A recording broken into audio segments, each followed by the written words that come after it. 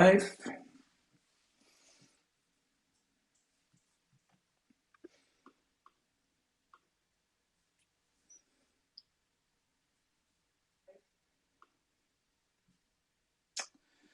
There we go. And yeah, just a final point on the timer. If for any reason it doesn't work, if it's playing up, if your time isn't doesn't look like it's recorded, just drop a done message in the chat, and we'll make sure your time is there in the results. But hopefully everything, fingers crossed, everything will be just a perfect state. Okay, so we've got everyone in, and it is 1 minute to 7. So you may open the box and see what we have in store tonight.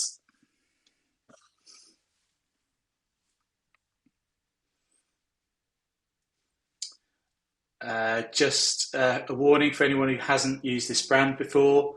There's no bag inside the box, so when you open the box, do be very careful. The pieces are loose. There's no bag, so just be careful when you open the box.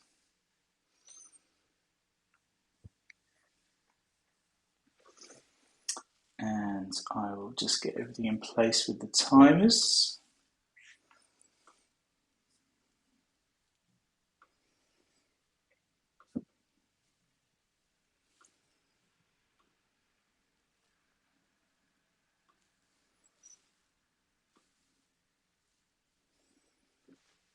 Check I can see everyone.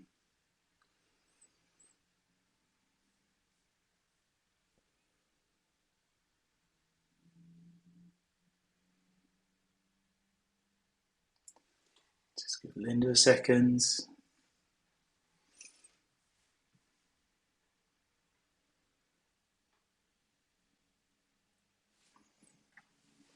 There we go. Okay, so 7 o'clock and we're ready to go.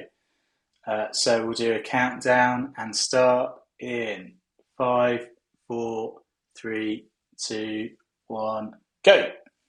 Puzzle! Go, go, go, go, go! Everyone, go for it.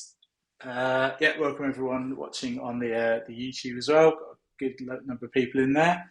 I'll just bring up the puzzle so you can see it in the on YouTube.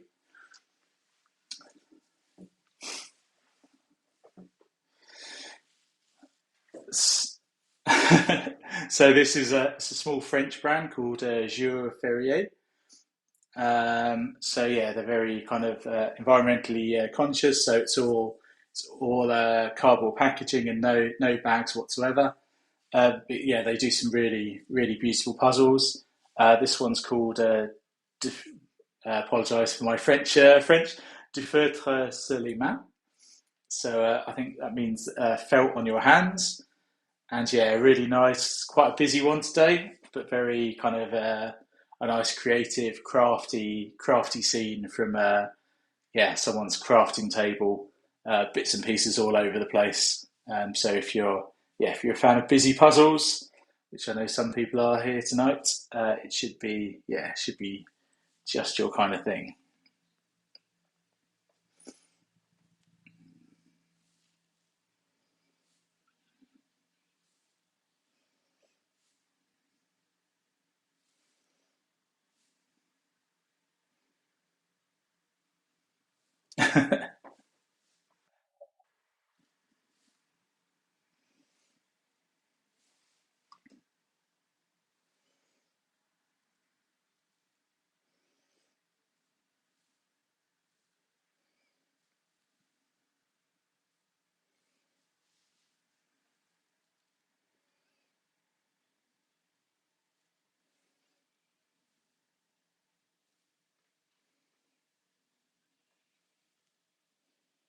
Yeah, I think that's paper or like some kind of a underlay. And then yeah, the one on the right hand side, you've got the kind of pin board with all of the things hanging on it.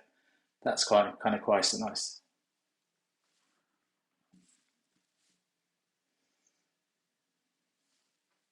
No.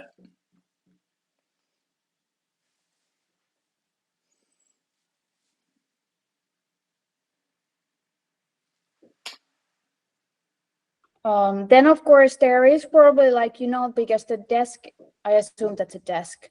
It's red, and there's a couple other like darker red things, but I don't think those pieces are like something you can actually assemble together easily. But they probably get your attention since it's like the only like stronger color in this one.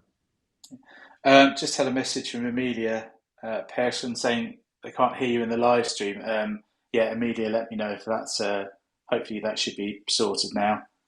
It's just running back. So, now she can hear you. Fantastic. So I would All right. say, I know we've talked a lot, fair bit in the past about my kind of practice times being quite often quicker than my competition times, but I would Yeah. say that this was a very quick one for me. So I think we're potentially going to see some very very quick times today. So my time was 40 minutes and 36 seconds, which for me is a very quick time. So yeah, I think we could see some really impressive performances tonight. Yeah, definitely. I think this is one of those things also, like, sure, there are probably some things that will stand out now that we're looking where people will start. But I think this is also a puzzle where eventually you just like whatever you see, you just take it. So whatever gets your attention first, just take it and go for it. Probably a lot of pick and play. So if you're really good at that, may work on your benefit. Also kind of like looking a piece for a piece kind of thing, because a lot of these items are literally, I think, two pieces. Yeah, I think we're going to see lots of pick and place tonight, lots of islands, and yeah, there's not a great deal to sort out. There's some of those bits we saw earlier. In fact, yeah, Annika, we can see that welcome Annika for the first time. Yeah, that text that that was the first thing you saw, and that's the first kind of that first edge pieces. Those first edge pieces just going together to form the edge of that text. I think that text is one of the things that really does stand out. Yeah, and I think for edges, I feel like this is one of those where you don't actually even look at the image first when you do the edges. So you literally just have all your pieces and you connect whatever you can. And when you kind of stop with that, you slow down, you start looking, oh, where are these in image? You put them, place them, and then you just fill in, basically. Yeah. No, definitely. Okay, yeah. Also on screen we have Anime working on, I think, the left edge there. And then Annabelle with the edges sorted out. I think you can see there's some kind of strong colours that stand out. You can see, so with Annabelle, you've got that kind of red. Those red pieces seem to really jump out. So Yeah. that's the kind of table. The table's got a red background, and then there's one kind of red poster in the corner as well. So yeah, maybe it'll be a case of those. There's some colours that are not used in many places, which you can pull out, and also some of the pots as well. So there's some nice kind of pen pots that have a pretty distinctive checkered pattern. So I think those are kind of quite a good place to start as well. Yeah, I'm almost feeling like just a wild guess. I'm not very confident about this, but I feel like people may finish with pieces that at least part of the piece is that tiled background wall, light pink. Yes, yeah, yeah. Wild Yeah, I think that. I was trying to remember. It was a while ago since I did it, but I think leaves and flowers and things quite often often get left to the ends as well. But yeah, it's going to be interesting because it's one of those things where I'd be surprised if we see lots of people do it with exactly the same strategy here.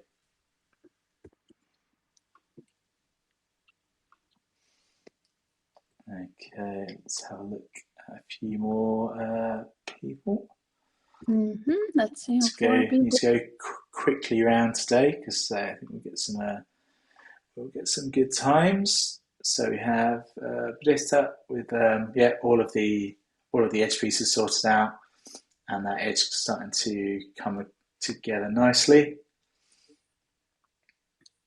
I think, oh yeah, Kiara there with the edges sorted out, but on the tray there. So she looks to be kind of picking out some of those smaller areas and yeah, maybe working on some of those kind of pots or the posters. Yeah, but the hands are moving. They're They are going. moving very quickly. Absolutely. And I think this is also one of those puzzles that, the speed, I would assume, is pretty equal from beginning to end. Yeah, yeah. And now we would need that guy who has this thing that does the piece count. Yeah, I saw that he's got a version that you can kind of use and test now. Yes, he did. He did. So I'm going to have to. Have you tried it yet? No. I just got back from vacation, so. Of course.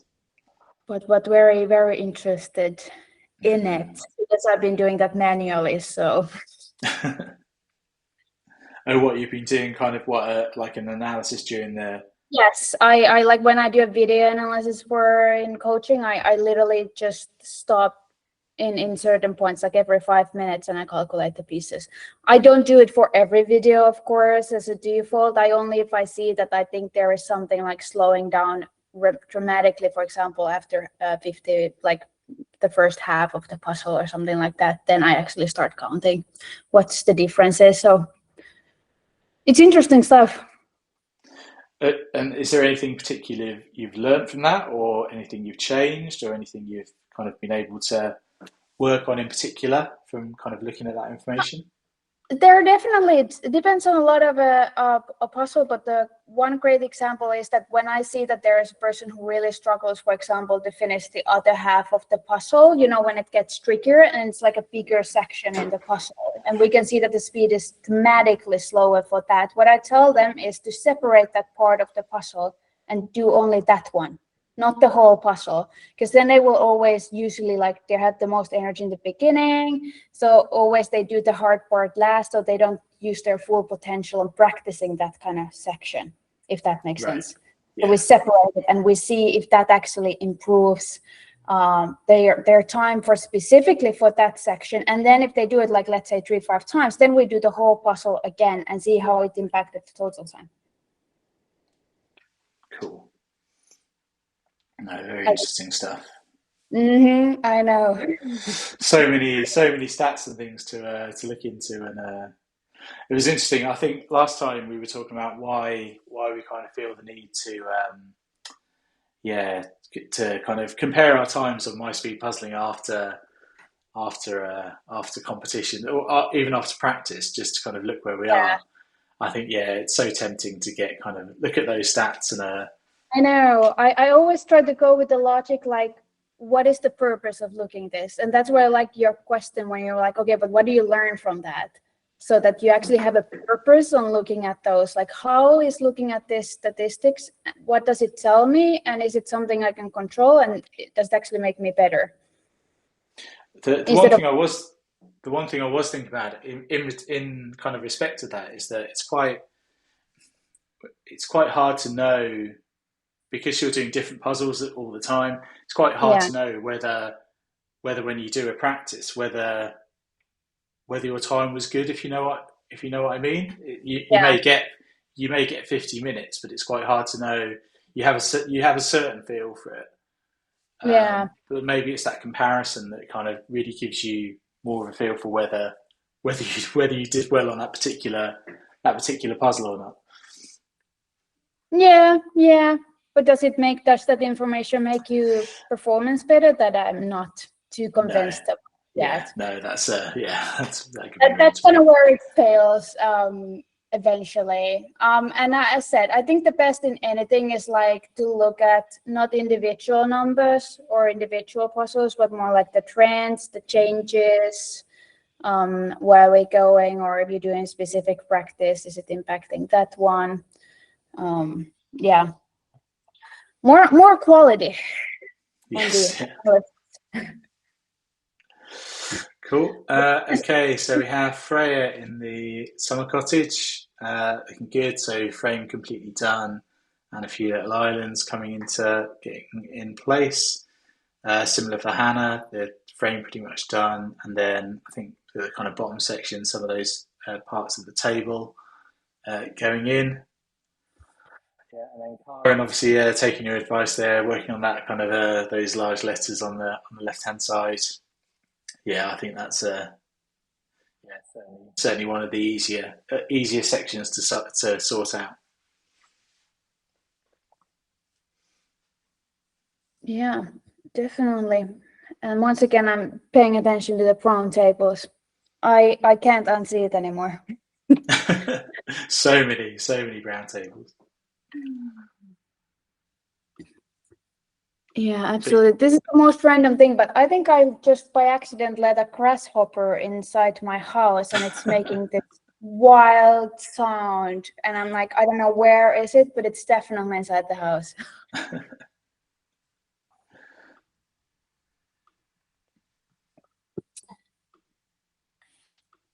We'll keep an eye out for it. We'll let you know if it lands on your head or lands on the fridge or. Yeah, maybe Cool. Vili can go and catch it or fetch it, whatever you work Yes. with that. Yeah, I can see already those islands there going places. Oh, also that yellow lamp. I kind of missed it, but in the beginning, but I did pay attention to it later that it's a bit like it's just solid yellow pieces. So now I can see people really got that one. Yeah, definitely. So yeah, we see Limerick with that the poster. I think now working on some of those that kind of that black and white spotty paper. See that poster getting done by lots of people. Cotta also that done, and some of that yellow lamp. Really good sorting. Seen that quite a few times with Linda recently. Some really kind of nice sorting at the start. This isn't not the easiest one to sort, but yeah, I can see like a red pole there. Just working on the yellow. I think that's the lamp. Yeah, and a few more piles ready to start. Yeah, if I would do any sorting with this, or like not necessarily sorting, but like pulling out bigger amount of pieces at once, I would probably go either like by color or sometimes a small element like, oh, I'm going to pull out all the pieces that have text on it. Something that is just easy to recognize and is like common factor, and then almost just like pick and place those things. Because then at least you limit on like where do you need to scan the image when you pick and place those. If you have some kind of like a one rule, or look for red or look for text.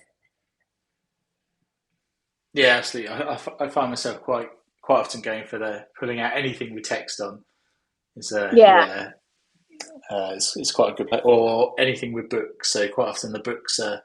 So here you've got a kind of row of books. So those are quite often easy to anything with books. They may appear in a kind of few different places. But yeah, once you've got them out sorted, it kind of it's easier to see kind of how they fit together when they're in a pile together than kind of when they're in the mixing with everything else. Yeah, definitely. And one thing I also tried to explain shortly on my latest YouTube video that I made from the Nordic Championship was that sometimes people just pull out pieces that they just know that they can place them. Like you literally just go to the mix of pieces and you just pull out anything that looks like, I don't know where that is, but I'm pretty sure that I would like, these are the easiest pieces. So it's literally just random pieces. Do you know what I mean? It's like really hard to explain. Yeah.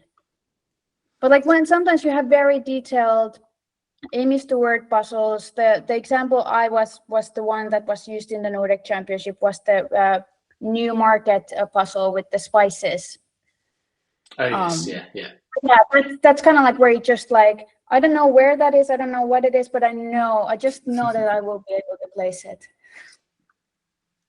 Yeah, I think that's such a useful skill to kind of, and I think that comes the kind of further and further you get through, you start to go, oh yeah, I recognize that. I recognize kind of that from earlier, and it's you get to know those sections and just pick up more and more of the pieces that you kind of feel that you can get in place. Yeah. And I was listening to Mari Black on the one of the EJJ streams, and she's got this rule where she won't pick anything up unless she's at that point where she feels like she can place it. Yeah. Um, so the further you get through it, the kind of more confident you become with that, and the more those pieces you recognise where they're going to go. Yeah, absolutely. And here we go. Same kind of islands, and then we're starting to have already a little bit separation of like what sections people build on and which ones not. And also we have a little bit of like a clear distinction here that some people just, as I said, like the edges, just put the ones that easily go in and then either fill in or leave the rest for later. And we can see here, like we have people who did that and those who finished them. So kind of like a two kind of clubs here with the edge strategy today. Yeah, definitely. And I like the way Lisa there with the islands kind of done, but also kind of placed nicely, so she knows where they need to be in order to to link them up later. Yeah, that really helps when you actually place them when you finish them, because you kind of forget to do that as you get to that momentum and you just put pieces in, and then in that one moment you just realize, oh, these connect and these connect. So I really like when people actually take that 1 extra second there and just place it accordingly. All right. Let's get a little move on, because I think people are going to be speeding through. Yeah, Lydia looking really good there. So working really heavily on that bottom section, on the desk section, with lots of that black and white paper in place, and some of the kind of pens and the other bits and bits of paper and stuff on there.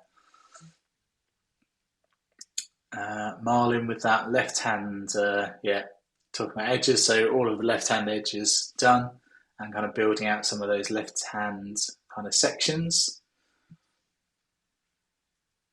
And then Maria, most of the frame done, and a bit like Lydia working on that, mainly on that bottom section. But again, some of those pots and pen pots and the edge of that teapot in the middle done as well. Yeah, you can see like very nicely there all the pieces against the white table, that there's like a lot of those just like blending in, and then as you mentioned, those green and some pieces that really stand out from the mix. And do you I know normally you're on the white table when you're in your kitchen. Do you always go for a white kind of background for puzzling? And is that kind of does it make it more difficult when you're somewhere else, or do you not really notice it? So I usually, because my kitchen counters are white, so I usually prefer that. Before big competitions, I move on to the kitchen table, which is brown, just for to have a lower table. But yeah, I also have a brown table here, as you can see. So I think it does matter, but it's not about like which one is better. Of course, we have different kind of puzzles, but it's more like what your eye is adjusted to. So it takes like a good week, but then I no longer have a problem whether it's white or brown. But when I go back from brown to white, it takes me once again just a little bit to get adjusted to it. Just take a second to admire Lydia's 500-piece Ravensburg collection there. Oh yeah, that's lovely, and perfectly sized shelves. Yes, yeah. That's always so lucky when you find something and it just goes perfectly in there, because you don't want that extra space either, because it's a lot of like a wasteland.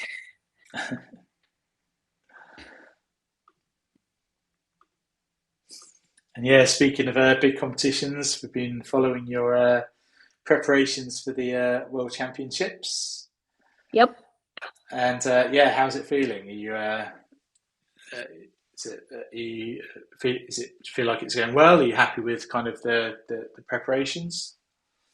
First of all, too little time to practice for sure. I think I'm starting to get back to the speed that I was last year, but obviously aim for the world would be that you're better than last year, only purely for the reason that everybody else is at least better than last year. So if you want to keep your ranking, what I'm mostly struggling with is that I feel like I don't have time to do like different kind of practices. I'm kind of stuck into this.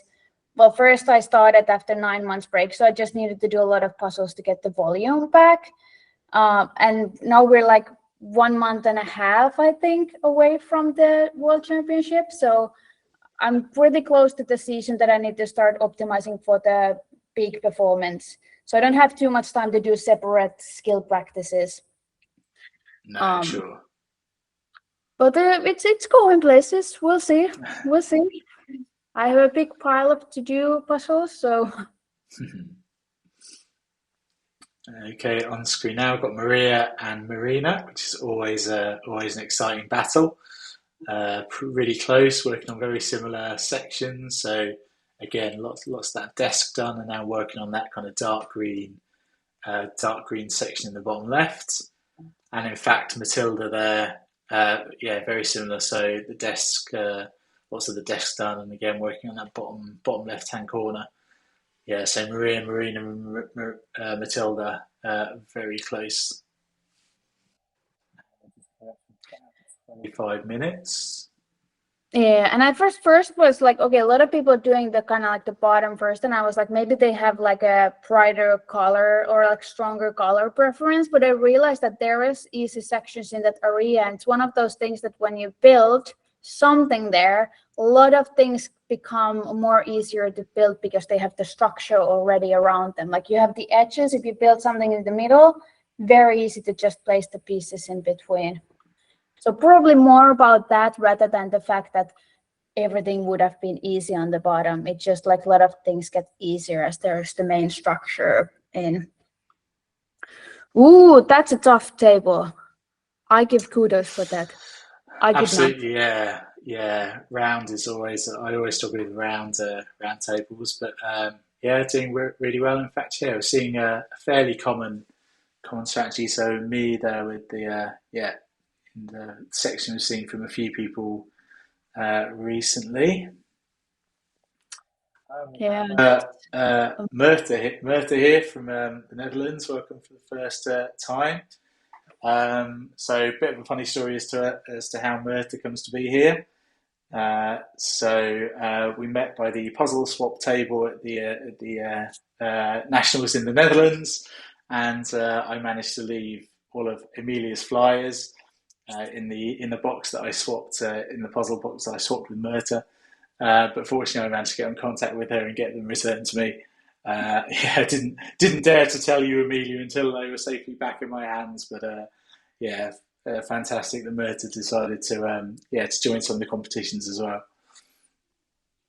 Yeah, it's kind of funny story. I remember getting the voice note from you, and I was first like, "What are you talking about?" You're just like, "Remember the swap table at the Dutch Nationals?" I'm like, "What? Context?" The other was like, "Oh yeah, I gave you the flyers, and I remember you put them in those big puzzle boxes you had at that moment." And I remember I was actually with you at that swap table at once, and I remember you swapped something. So I was like, "Oh, I've been witnessing this myself." But that's nice. Sometimes you do these random connections. These things actually make really funny stories when something happens. I kind of like it. Something that could have been negative becomes just a funny story. Yeah, no, absolutely. Yeah, and Myrtha puzzling outside as well, which is always good to see. Yeah. I love when people have like different kind of settings. We sometimes see people puzzling from the bars and like stuff like that. And like my pair, Emilia Korhonen from like 2023, we used to do puzzle battles on Instagram stories or like live, and she did a couple of puzzles on the bathroom floor. So that was always awkward to me. I'm like, if I lose this, not a cute look. All right. Gotta keep it moving before somebody finishes. We do. Another newcomer, Rika. Welcome for the first time. Great to have you here from Denmark. Looking good. Got Sally there. Frame completely done. Some of those islands coming together nicely. And Sabine also with some of those nicely placed sections. Again, we see that yellow lamp, the larger text, and that kind of purple jug in the middle. Yeah, absolutely. I feel like Sabine is definitely going like the first sections first. It's gonna be really easy for her, I think, to build around because she knows exactly like how many rows goes here and how many pieces there. So that's looking very nice, as everybody else as well. Yeah, I do like to see an organised table, especially knowing how disorganised my own can get. So I always have yeah, always enjoy a nice organised puzzling space. Yeah, definitely. It's interesting what I just mentioned earlier about just getting adjusted. But now that I've been traveling a lot and I've been like every week in a different place, I have massive issues with my space management all the time because even like 5 centimeters from any direction just throws me off a little bit. So either I have like my timer is like blocking me or something else because I just have to readjust all the time. But I think it's also good because you also kind of like I guess it's building my adjustment skills in a weird way. Yeah, totally. I think that was something we talked about recently about not always making the conditions perfect for yourself, Yeah. but getting used to puzzling in kind of conditions that aren't great, and maybe a bit where the lighting isn't perfect and the table surface isn't perfect, just to get used to the kind of difference in conditions that is bound to come at times. Yeah, absolutely. I mean, imagine if the soccer players in the World Cup, if they would have never practiced, if they've never in their life have a practice in a heat weather, Mm-hmm. they would have been so much trouble because they wouldn't know how their body reacts to it. Like, I think just a great example from sports is like you can't always control or all the environmental things around you. So, No, totally. all right. Okay, we've got Siga doing really well there. Got loads of sections, most of Mhm. it connected now. Yep. Looking really, Dangerous. really good. I think certainly the most complete we've seen up to now.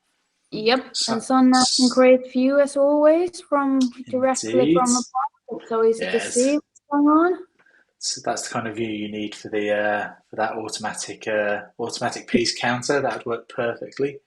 Yeah, I think so too. And then Sandra also looking good, working on some of those kind of darker sections.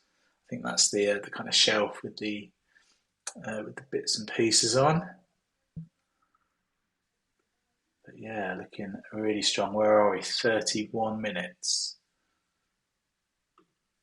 So we'll get to the end of the alphabet and then we can take a look back through some of our likely front runners. I'm all interested to see how Tobias is doing with a very heavily pick and place puzzle. Yeah, looking very good. I think going back to what you say earlier, we can see the pieces that are left there. Lots are kind of heavily those pink tile Yep. background pieces. Yep. Some kind of yellow sections. It's those kind of light pastel colours that I think we're going to see. Yeah, a lot of people leaving to the end. Yeah, definitely. I feel like almost like at that moment, I was just is there any bright color section I somehow missed one piece, and then try to see if like there is one piece with just that little part of it. So almost looking for like a piece for a spot. I just feel like it's less scanning that way. You pick that spot and you have to only scan the pieces, but it's more like easier rather than choose a piece you have no idea where it goes and you have to scan all of the different details in the image. Yeah, and in this one, I don't think there's quite a few pieces that are mainly kind of pale pink, but very few that are totally. Most of them have got the edge of a plant or the edge of a shelf or the edge of a poster. So yeah, it's picking up those little details and finding the orientation and working out exactly how they fit into the fit onto the edges of the bits that you've got. Yeah, and sometimes it could be also basically that if you have like one row that all the leftover pieces that are just solid pink go, but I'm looking at this image and I don't think there is like a row. I think they just go here and there. But sometimes, for example, in buildings, you have like this one nice row of just like the wall or tiles or whatever, brick wall. Then you can just place those pieces as well. But it kind of comes down to like you have to actively pay attention on like what should I do, what makes sense in this puzzle, because it's not even an image thing. Quite often those things are like related to actually to the cut. That how it kind of lands on that specific image. So here we're seeing some of our front runners. Anami's been putting some amazing performance on Puzzle Rushes recently. Looking probably just ahead, maybe 30 or so pieces to go. Question from Fruji about the piece shape. No, it's not. It's not the same as those brands. I'm trying to think of.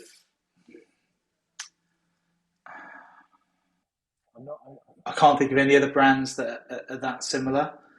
I have done other brands that use a similar piece cut, but not that come to my come to my head right now. But yeah, no, it's not the kind of it's not that Turkish cut. If you want to try them, I definitely recommend them. They're really lovely. They do a really beautiful, both 500 and 1,000 piece puzzles. Anami just with maybe between 5-10 pieces. I'm gonna say 5, considering the ones in her hand. Yeah, amazing performance. 5 minutes. Fantastic! Congratulations, Anami. Amazing. Hello. Hey, where's the unicorn? 34. Fantastic. Oh yeah, no unicorns. Anime. Excuse me, where's the unicorns? Unbelievable. You didn't even pay attention. I was like, wait a second. Amazing. Yeah, so we've got Tobias, Sigge, Freya, Lydia, all battling out for podium spots.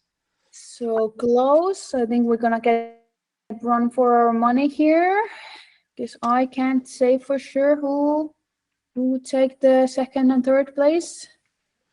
Yeah, Fruji, I'll send you a picture afterwards, and can see if you can identify what other brands have similar pieces.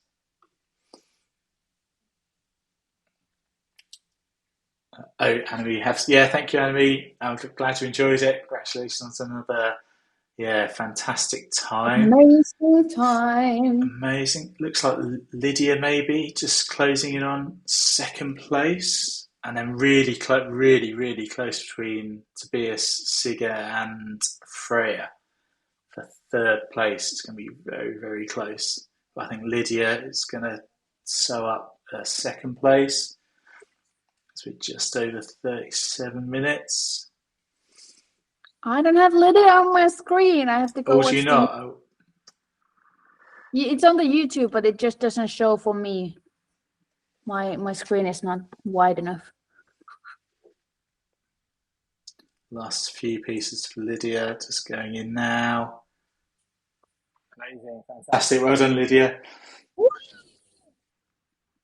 37:30. Fantastic work. Congratulations. Second place. And yeah, now it's now the race is really on for third place. This is going to be tight. Freya getting, I think Freya with kind of pieces spread all over the place. Sigga with kind of a band across the middle. So what was your time for this one, Robert? It was 4:40 minutes 36. So again, it's one of those ones where, yeah, it's I'm not sure I would have got the same time in a competition. My kind of practice times always seem to be a fair bit better than my competition times at the moment. Although the gap's closing, I would say. I need you for my practice. It's like what is it, forerunner or whatever it's called, the one who tries to make you go faster. Oh, like the pacer, yeah, pacemaker. Yep. Yeah, I need that. Cool. It looks like Freya maybe just about to take third place. A couple more pieces to get in. 2 or 3. Excellent. There we go. Yeah, Freya taking third place. Fantastic Amazing work. Congratulations. 38:54. Superb stuff.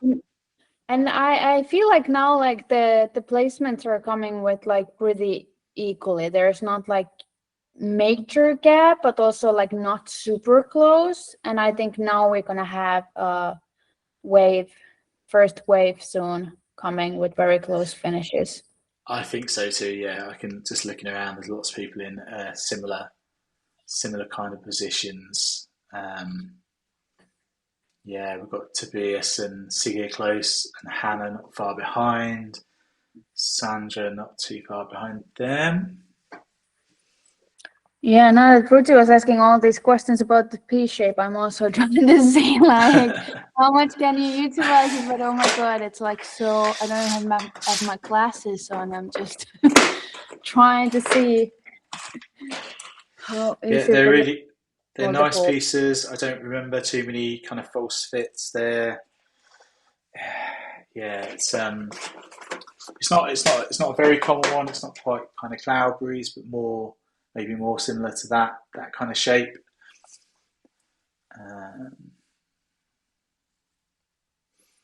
Tobias just with maybe 10 in. Sigga with maybe a few more, 15 or so, just over 40 minutes.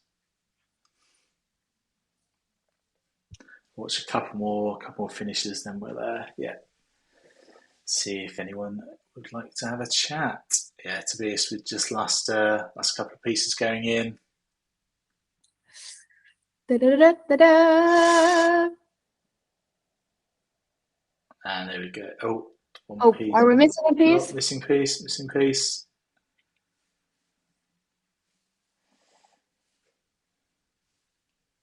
I was like, it cannot be in the back because we don't have a bag. No. Well done, Tobias. Yeah, have a look around. Yeah, let me know if you don't find it. Hopefully it's there somewhere. But I have to say, this is very dangerous brand. For example, a teams competition. If you're not aware that it doesn't have a bag, because people would just go like, poof. Yeah.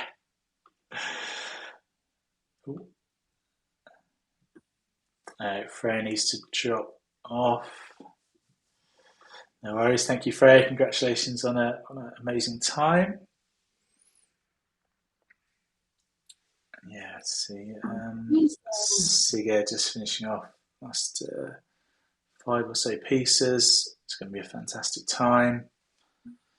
You know, I remember saying that this Puzzle Rush of yours, it's good addition because the level is not so high. I'll take that back.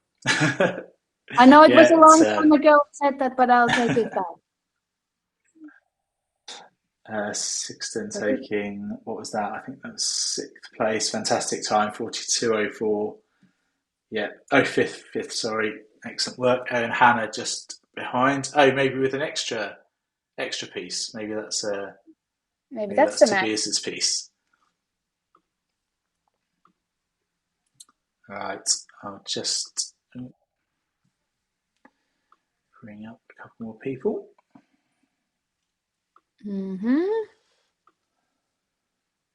Oh, I want to puzzle outside as well. It looks so nice. It's actually quite nice, even if it's windy. Usually, unless they're literally like paper, which I can't think any brand, maybe some dollar brand, but like the pieces are not that much impacted by the wind because they're so flat that they don't kind of catch on it. Yes, yeah. Let's see, I think our top three have all had to drop tonight.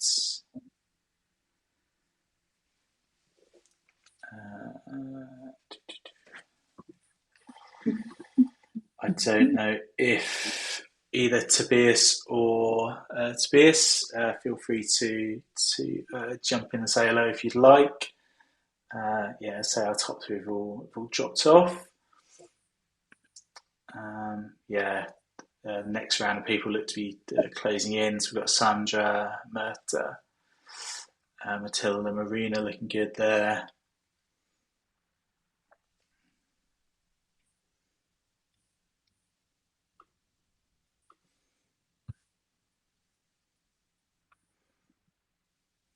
Yeah, and it looks very similar so far how people are kind of like ending this puzzle. Yeah, I think it does. Yeah, so I think the beginning was the beginning was quite kind of spread out in terms of what people did first, but I think the longer we go, the more we're seeing just those kind of pink and pale pieces.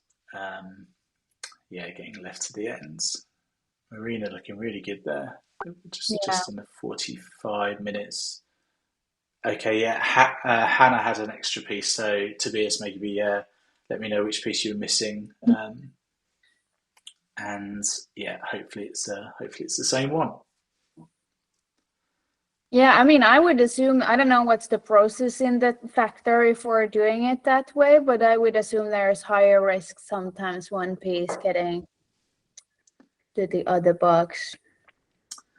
Yeah, but it does seem to happen quite a lot that certainly I've seen lots of times with the EJJs that when someone's missing a piece, it ends up in someone else's bag. But it's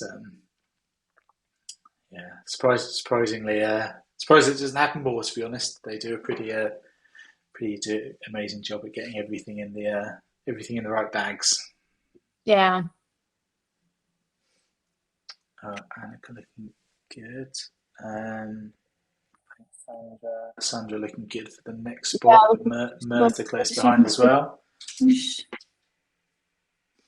For sure. And Marina. Okay, there are still pieces on the other side of you. Yeah, I can only see 4 screens, so you have to be the hype person for people finishing. Okay, yeah, sorry, I'm not quite sure why you're not seeing them all. Marina looking really, really strong today. Sandra just putting in the last few pieces. I think Sandra and Myrta looking like the next two finishes. Still only just over 45 minutes. So some amazing times. Well done, Sandra. Fantastic work. All the emojis.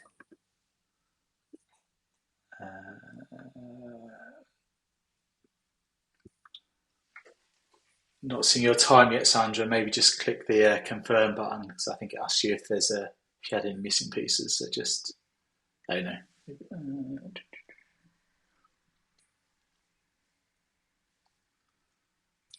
And last pieces. Nerve-wracking. One to go in. I can see the gap for that last piece you've got. There we go. Fantastic work. Well done. Congratulations. Amazing. I'm just going to refresh my Nice page. view. See these results. I just came back from Netherlands. I want to go back. Like literally, like yes, not yesterday, Saturday I came back, or maybe it was actually it was yesterday. What am I talking about?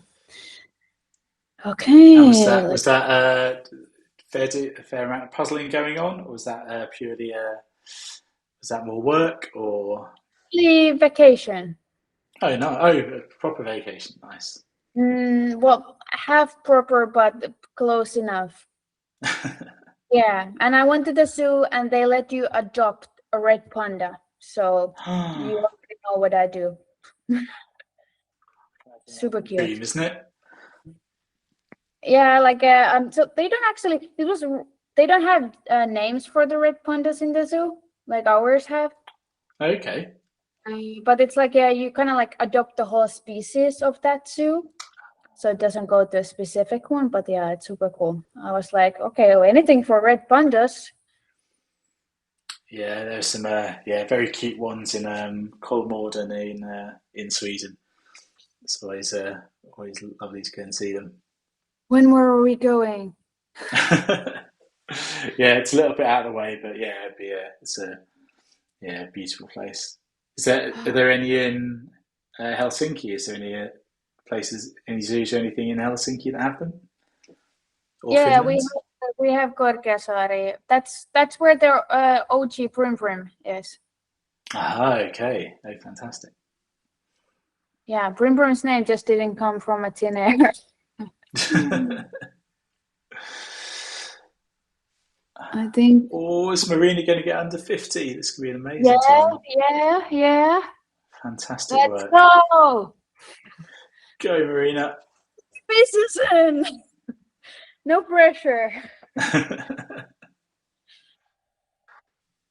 You can do it. One deep breath and then just put the pieces in, and you're done under 50. It's like, wooza! Or like Kristen did in the Worlds when she was missing most of the pieces, and he literally just shake off in the middle of the live stream. That also works. Anything that interrupts your current wherever go, you Marina, are. go. Yes. Is there another missing piece? Amazing. No. Hopefully not. Oh, well done, Marina. 49.54. That's a fantastic time. Congratulations. Drum rolls. And so Annika looking really good. Just the last few pieces going in. Matilda just working through those kind of pink pieces. they are going in so fast. Oh yeah, and a message from Hannah. It was she did have Tobias's missing piece, so always nice when they match up. Awesome. Piece exchange. Can we swap pieces? Oh, if there is a Ravensburger same cut, you could actually swap pieces, and then you would have this very unique one. Ooh, I'm gonna do that. Collect one piece from everybody from a different puzzle, and then they sign them. Nobody's stealing this idea, by the way. This is not loud. Yeah, I'm gonna do that. Maybe it's been trademarked already. Yeah, this is how my brain works. It's just like I get an idea and I'm already like, I'm doing it. Oh, that's brilliant. I just need to copy the cut and make sure that it's the right cut, because I do know Ravensburger has 2 cuts, even right now. Yes, yeah. And Annika's one piece. Yes, amazing work. Congratulations, Annika. 51.38, I think. That's a fantastic time. And I think Annabelle Matilda really close behind. Some really close finishes now. I'm not sure which one is gonna be, because I think Matilda has a lot of pieces in her hand, whereas Annabelle has them actually on the side. So I'm not sure who's gonna take this. Matilda. Capone. Fantastic work. Congratulations. Amazing. And Dun, dun, dun, dun, dun, dun, dun, dun, dun, dun, Slight dun, dun, dun, time issue dun. there. Look at these Yeah, pieces. don't worry, Matilda. We've got your time. Not sure why that didn't work. And Annabelle as well, finishing. Congratulations. Still only just over 50. See how many we can get under an hour. It's going to be a lot of people under an hour today. Pieces are just flying in. But this about the piece cut, because I did a puzzle against Yvonne, same 500 piece puzzle, and she obviously purchased them at the same time. They were different cuts, and I started to think, when we compete in worlds or nationals or whatever, nobody ever compares their cuts. What if we actually have in the same competition different cuts of a puzzle? Well, I know for a fact, myself and Hannah were looking at the puzzles from the World Series during the week, and they were not the same cut. They were rotated. So there's that very kind of the famous corner with the kind of clear bits. It was clearly kind of they didn't have all the same. They weren't all cut the same. Well, thanks for the confirmation. I'm gonna issue this to the correct organizations for the future reference, so we can address it before it becomes an issue. Because I did not have confirmation if it has ever happened in a competition, but now I do have. So yeah, it's I'll send you a picture. I've got a picture somewhere of please do the different cuts. Because I also said 4 years ago, pop list puzzles will be issue, and everybody was like, "Stop being such a Debbie Downer." And I'm like, well, a few years later.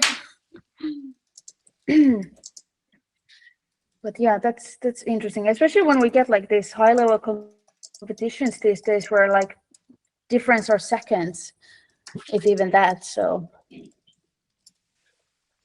yeah, no, totally. Maria TB just finishing off. Santa close behind. Still under 55. Yeah, fantastic times. Fingers crossed we're going to have another full set of finishes. Always the dream. Always great to see you. Well done, Maria. Yeah, and we're so like we still have so much time left that to just get one under our times today. So we have so many finishes already. I think let's see what we're up to. So yeah, I think we're up to 15 finishes already. Going to get at least a few more under an hour. Those pieces right there are just flying in. I need to text my husband that there's a grasshopper inside, so he can put whatever is required to get it out. Because I can come and save you from the.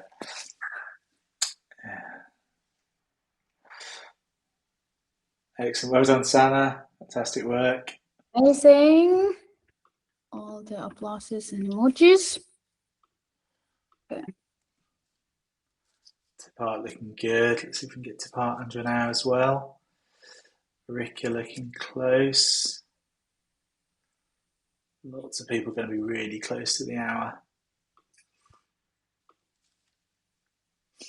Yeah, so I think the other thing I wanted to have a bit of a chat about today is marathons. So Saturday is the inaugural Puzzle Rush 10-hour marathon. Yeah. So yeah, I think how many marathons have you've done? A fair few marathons at this point, or? I have done 2 24-hour marathons, and I think at least 2 or 3 10-hour marathons with the team. So from that experience, what would your top tips be for people doing their first marathon at the weekends? Well, first of all, if you're going for your first time, these marathons actually sound much crazier than they are, but they're actually much more similar, when you were younger and you were going to these festivals. So it's kind of like festival meets puzzles. And if you remember that time, it's not that bad. You can actually stay awake. But your marathon is only 10 hours, right? Yes, yeah. That's nothing. And you have your team. I think what is just important is to make sure that everybody has a reasonable time to eat like these like bigger dinners, like lunch. You want to make sure that like make a schedule beforehand. I don't think I've never been in a team that would just go like with the flow. Like you can still, like, even if you want to go with the flow, still make the slots, put it equally, that it makes sense for everybody to have time to get food, especially if there's limited lunchtime. And then of course, if somebody wants to have a little bit longer break, you can always like swap and then like go, but you still have the plan, right? So I think that's kind of like important to have it together prior, and bring a lot of snacks. Mm-hmm. Yeah, I think the schedule is really important. I think it kind of we were fortunate enough to have Cameron in charge of our schedule in Germany last year. Kind of very well organised, making sure everyone had kind of decent breaks at meal times, and just knowing what kind of when you're coming and going, and I think is really really helpful to kind of know when you can give that extra bit of speed and when you need to just and two tips for making the schedule. Well, obviously there's a lot of people who have done marathons, so if you don't know, just ask somebody on your Insta stories or somebody has a template for sure. Second thing, do not use AI. People have tried that. It does not create very good schedules. It does not understand you. It does not put them equally. If somebody has managed to do a good schedule purely on AI, please let me know, because everybody who has tried that has miserably failed. Brilliant work to part another person under an hour. I think Rick is just finishing under an hour as well. Amazing. Amazing. Fantastic times. So impressive. Lynn Moretta not going to be far behind as well. Sabine as well, closing in. I think probably the most, may well be the most people we've had under an hour today. It's fantastic to see. I think, like you said, there's if you're tired, if you just feel like you need a break, there's always, because it's a team, there's a couple of spare people. There's always going to be someone who's happy to jump in and get a bit of extra time and give you a bit more time to recover if you need it. Yeah, absolutely. And if you're kind of like a more competitive team in a sense, then try to check like who else is going there and check like what is your kind of like a matching team. So try to keep up with their speed. If you're, let's say, your intermediate speed team, don't try to compare yourself with the fastest team, because within 10 hours the gap starts to be like bigger and bigger as the hours go by.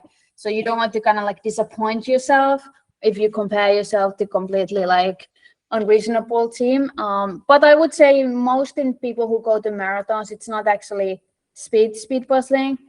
At least I've never been able to keep up like speed in a marathon.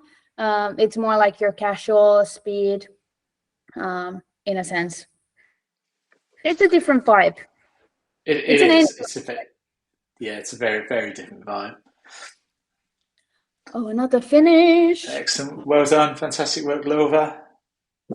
I'm always worrying if somebody missing a piece when they do this, because that's my first reaction always as well.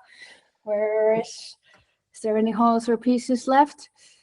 I think we do have one other person missing a piece, so do let me know if anyone out there's got any extra pieces. And have you ever tried to organise it so that people swap in and out depending on what the puzzle is? So you get people in who are, if something particularly busy, or if like gradients come in, that you try and get people puzzling who are particularly strong at those kind of puzzles? No, we actually have not done that, but that's a very interesting point. I feel like if I would have a like competitive team, like probably like the same team that I do nationals or worlds with, we would probably start doing something like that. And I think we already do see a few competitive teams in marathons who are actually speeding it. So like literally, and I think last year we were in 24-hour marathon, and like you would have team that went, because in there you had to pick up the neck puzzle from the stage. They run to the stage every single time to get it. So yeah, in that case, it would, I think, sort of make sense. Let's say somebody has done that puzzle before, swap them in. I feel like that would be almost like you need a coach in that team. You know, like, okay, now you go in, you know? That would be actually fun. No, it's going to be fun actually at the weekend to be able to kind of stand back and watch how people do it, and see what different tactics, because I think there's going to be a range of people doing it purely for fun, and then some teams who are going to be out to win it. Yeah, my brain is going a million places once again, but it's actually interesting because in speed busting, I'm looking this from the coaching perspective. I cannot actually coach in competitions because, first of all, you're not allowed to shout from the side. The only exception is that if you're kind of in the same team, but then you also you can't coach and do the puzzle at the same time. It's really hard. But I'm almost thinking I think actually World Series, or maybe not even World Series, even that one is tricky because you know the challenges prior, so you can't really okay, now this round we did that bad, let's fix it for the same round. But in there it's a very different puzzle, so you can't really coach that way either. But I would assume that eventually in the future we have some format, some tournament format where actually coaching live, not necessarily while they do the puzzle, but between rounds, would actually make a lot of sense. I don't know what that is, but I'm thinking. I think it's I think we're going to see a lot of changes and lots of the introduction of more of that kind of thing, of coaching, of strategizing as the kind of sport grows and as the competitions get, I guess, more competitive and more serious. Yeah, I think currently. Excellent, well done, Chiara. Awesome. I feel like right now it's more like if I do coaching during competition weekend or weeks, it's more like pep talks in a sense. It's not really focusing on what did they do with the puzzle, because I usually, unless they're sitting literally on the side or they film it, which I rather them not to film because that's just an extra hassle away from the focusing. So it's more like just mindset coaching at that point, I would say. And then in about 3 weeks, we'll both be heading to Germany for the pairs marathon. So that's quite different. So that is 10 hours straight as a pair with potentially no real breaks. I mean, short breaks to stretch your legs and things, but really kind of not the kind of swapping in and out like you get in the team marathon. Yeah, that's really different because, as I said, I'm almost I'm so competitive that I know I probably won't be getting out of that table. Not even once if I don't have to. No. Because in teams, you always have unless you have exact the minimum amount, which I don't really see people doing, you have naturally always somebody out. So, but in this case, it's if you take a break, it's away from doing the puzzle. So yeah, it's going to be interesting. Oh, another finish, Miriam. Excellent. Congratulations, Miriam. Fantastic awesome work. Yeah, and not too many pieces actually. I think Britta is gonna finish as well. Just few pieces left. Those tricky last ones. Well done, Chiara. Chiara saying, possibly the most difficult conditions ever. She's away on holiday. Arrived at the accommodation 5 minutes before, and has had a tiny table. So yeah, great practice in terms of coping with unusual and unpredictable conditions. Yeah, absolutely. And I love kind of how she presented it, great practice with all these hassles going on. That's the right way to have the attitude towards it for sure. And I think we're gonna have another finish right now. Yes, maybe no. Missing piece. Oh, No. yeah, there we go. Yeah, excellent. Well done, Britta. Fantastic work. Tap the app. And yeah, Lynn Moretta saying can't wait for Saturday. Yeah, looking forward to meeting you at the event.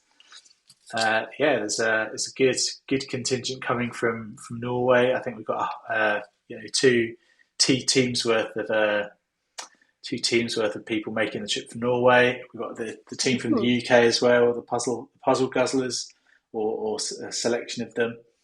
So yeah, it should be a really fun event.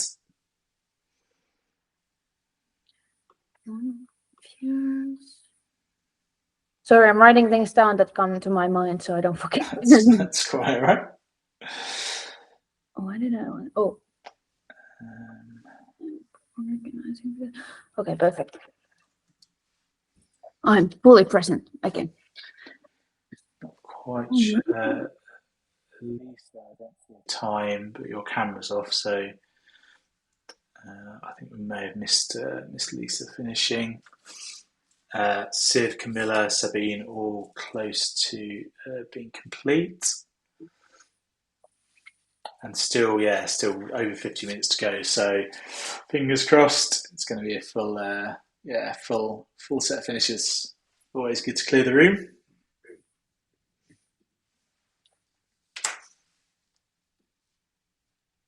Yeah, but the first marathon I'm very excited for, especially because you're coming with Cameron and you're kind of like you're almost now like my new Topias that I will compare my times with yours. So you're kind of like that's a proper honour. That is being taking on that role. Yeah, so very, very excited. There has been also one solo marathon, I think last year in Germany. In fact, yeah, I saw Kathy posted just the other day that it's happening again this year. I considered it, but it's not in a very easy place to get to from here. So I don't think I'll make it this year. But that would be a lot of fun. Okay, cool. Sounds interesting though. I mean, I kind of just, as you know, I like the variation. It's not always about the practice or the event or the format. I just like variation. It's like really good thing to do, challenges. I think that's going to be an interesting thing about the Germany one, because it's pairs, but it's also there's a different challenge in every round. Yeah, I'm very, very excited about what those are actually going to be. But there's definitely some challenges. So I think some of them you can kind of make you can kind of make a guess, but then I'm sure some of them are going to be very unexpected. Yeah, and that's why I'm like super, super excited for it as well, because it's not just like if you have like this kind of thing where it's just a 500-piece puzzle after another 1,000-piece puzzle, you kind of know your comparison to most teams. So even if you would be sometimes faster than the team who is generally faster than you, but with 10 hours, it's actually hard to win faster teams. But when there's challenges, I just think I'm more confident with challenges because I feel like I adjust quite fast. So I also feel like it's a nice, good practice to have also before Worlds, even if it's very similar, like different format. I just think it's like might be like a confidence boost in a way, I guess. Yeah. Well done, Camilla. Fantastic work. And I wouldn't be surprised to see some of the challenges being, the kind of things that you may use for your, for training and, doing things one-handed, or, doing things in a way that's just slightly unusual. But so maybe we'll see some of your training and practice type styles coming up as challenges in the competition. Yeah, definitely. I mean, I know I did already, for example, mystery puzzle practices already in 2023, which now that Right. it's a more common thing, it's actually called unboxed, I think, but I called it mystery. And also I called it like the circuit training I think I mentioned to you, doing two different puzzles. Oh Um, yes, yeah. switching. I think that's also turned into a competition. I think in Netherlands they have this like a relay thing, but it's Mm. with the pair, so you switch with your pair, I think. Yeah. Yeah, So no, it's very easy. I remember you talking about that. I really need to try that. It's yeah, it sounds like a lot of fun. Do you, maybe just explain that for anyone listening who's not particularly sure what we're talking about. Yeah, so circuit training is there's two things. There's interval training and circuit training. I sometimes mistake the terms, but this is the circuit training. So you have two puzzles, same speed level, same speed count. So you can choose like two easy puzzles, two intermediate puzzles, two hard puzzles. Doesn't really matter as long as you estimate that they're pretty much the similar difficulty. And you basically, the easiest format is that you put timer for 5 minutes. So every 5 minutes it goes off. So you start with one puzzle, 5 minutes, and you run. Maybe you have two tables in your house, so you literally run to the other table and you do another 5 minutes of the other puzzle. And then after 5 minutes, you just keep switching the puzzle all the time. It's originally, it's kind of meant for, it will practice your uh, cognitive flexibility, which is basically your capability to switch between different tasks. It's also good for people who say that they get easily distracted in, oh, we have another finish. So I just want to give a Two more, yeah. Siv and Sabine finishing just within a few seconds of each other. awesome. Congratulations, fantastic Yes. work. And Me, do we have another one? few pieces left for me there. Oh my god, I can't see all the screens. It's so annoying. Oh, is this not? I thought you'd be able to see them in the call, but maybe not. Yeah, not too many. But yeah, the other reason is basically people get very distracted in competition. So we're trying to create that distraction by the fact that you just have to keep going back. And it's also for speed, because the problem with the speed is that it's hard to keep up. I always talk it like, I like other sports metaphors. So if you're in the gym and the instructor tells you to squat just like 2 centimeters lower, you usually can't do that. It's the same in the puzzles. When we're usually told that you can go faster, like 5% faster, you can. But when we do something in 5 minute slots, it's easier to think, I'm just going to push as far as I can in 5 minutes. Like I'm going to give my everything on for that 5 minutes for this puzzle. And then you switch. So you're going to like reset your brain. And once again, you give you all for 5 minutes. It's much harder to say like, oh, I'm going to give my all for 50 minutes. Yes, No. yeah. So it's the same when you go for running, you're just like, okay, I'm just gonna run to the next street lamp. I'm just gonna go faster for the next street lamp. And you just keep repeating it, but it's much easier for you. It's much more tangible for your brain to understand and actually remember it and just give you all. So it works also for that. Lots of benefits. So the thing saying she thinks that an online relay would work well. So she's definitely up for trying that. So maybe that's something we can look at in the future. Saying today's was fun, if a little chaotic. Another finisher, me. Fantastic work. Congratulations. Still really good times for that hour and 15. Fantastic. And then just behind, we've got Cotta and Marlin battling it out. They're really close together. It's going to be fun to see who wins that battle today.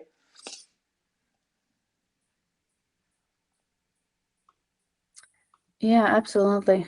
And it's always nice, like it doesn't matter what your speed is, but if you have somebody in the similar speed, it can really boost your motivation there to give that extra 10% as well. If you just have, instead of being the goal, like, oh, I'm going to be top 10 or I'm going to be the fastest, whatever, I'm just like, okay, today, not in a serious way, but like in a respectful way, I'm going to be faster than this specific person, So then you can actually give yourself that motivation boost. Yeah, absolutely. It's always fun to have those people yeah, you always know you're going to be around them. So at the moment, yeah, myself and Fruji and Graham in the UK, yeah, we know we're always going to be within a few minutes of each other. It's just a case of who has the who has the better day on any particular puzzle. Yeah, for sure. That's why I said you're my new Topias, because you used to be a bit slower than me, but then you got faster, and now I'm like, and I know I can still be faster, but it's like I really have to go for it.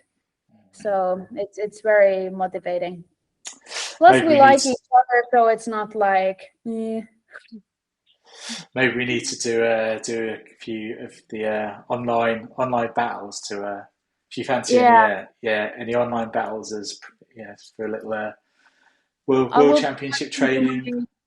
Yeah, I will go and run to my storage to take a picture of the puzzles that I have, so you can tell me if you have any of them. You can't really battle with the two different puzzles. I mean, you can, but I want Yeah, you really want the to. same one. Yeah. How are the? I guess you're getting some new stacks back in the flat now, are you? They're Yeah. starting to reappear. Yeah. I mean, they're still not on the shelves, but there is this big stack you can see, that stack Yeah. over there. So it's pretty high. I'm a little bit worried. Like I actually have to balance out the top ones on it, but yeah. But it's really nice because even though I have sold a lot of my puzzles, I haven't necessarily ordered much. But because my pair, we always swap puzzles, and then I just bring them back the next time. So it's like you have a joint custody of each other's collections. Is how I like to think about it. So Nice. this is your weekend, the next weekend is mine. Yeah, it's nice to be able to do that and swap them and try new things as often as possible. Yeah, And then absolutely. today I saw they made all of the puzzles from Canada and the US Nationals available here as well. So Yeah, new things to tempt me. yeah. I have all of those puzzles for sure. I may have ordered a few today, it has to be said. Huh. Yeah, I really like. And I've been seeing now, I saw Ravensburger has a red panda puzzle. Oh, yeah, excellent. Where's a Marlin? Just a few pieces ahead. Fantastic. Just a few pieces Amazing. ahead of So Costa. That close. was so That was close. so close. It's less than a Well minute done. for sure. It's amazing like how long, like here it feels like, okay, yeah, it's so far away, but like literally it's just 10 seconds. Yeah. Like it's not much. It's not much. Such a nice That's a great battling. finish. But yeah, red panda puzzle I saw. It's, by the way, funny because people, I feel like red pandas have become the core of my personal brand. Accident, not intentional.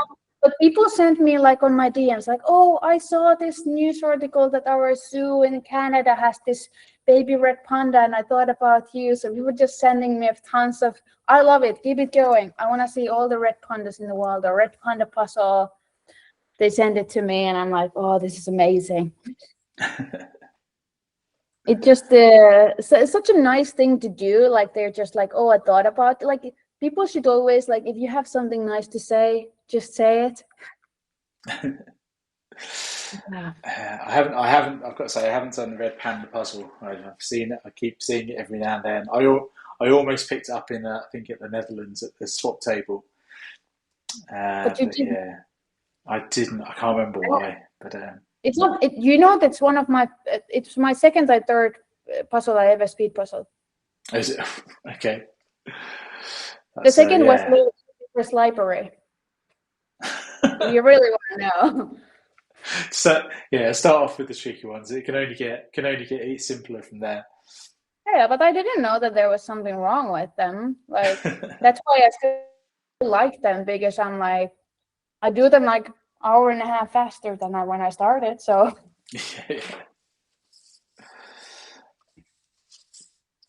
Our last few pieces for Sally and Linda doing fantastically today. Well done, Linda. 20 or so pieces to go. Yeah, I'm thinking now how to get that. How to get a relay into an online competition. I think that would be that would be a lot of fun. Do you have pairs competitions? We've done one so far where you could do it as a pair or individual. Okay, me and Steph are signing in when you have one. So. Okay. Because we're kind of lacking. I feel like there's not too many options for that we have had this. Yes. We have one little restriction. It has to be a weekend. Okay. Yeah, because we both hate people, and like a normal weekday evening, no, we're not doing it. Excellent work. Well done, Sally. That's a fantastic time. Congratulations. Yeah, we're like still under 90 minutes. That's crazy. I know. It's a fantastic time. Nearly finished. These are looking close. Yeah, I'm just working on the next set of dates. So yeah, I'll have to get see if I can fit in a weekend pairs event somewhere in there,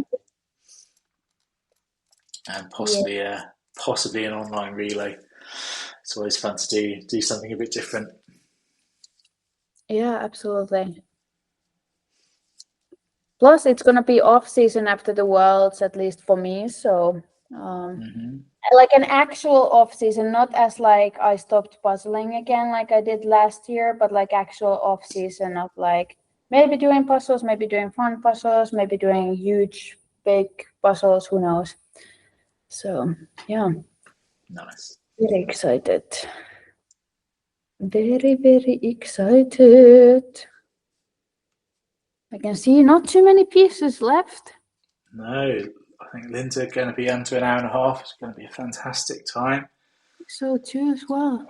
I just remember the times when I was like, I wasn't even looking at Alejandro's time. It was 2023, and I was like, how can they have a 90-minute limit in the World Championship? Nobody does puzzles that fast. And it was just my goal. I just want to finish one puzzle under 90 minutes.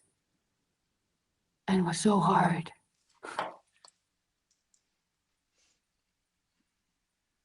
Just couldn't understand how people do it.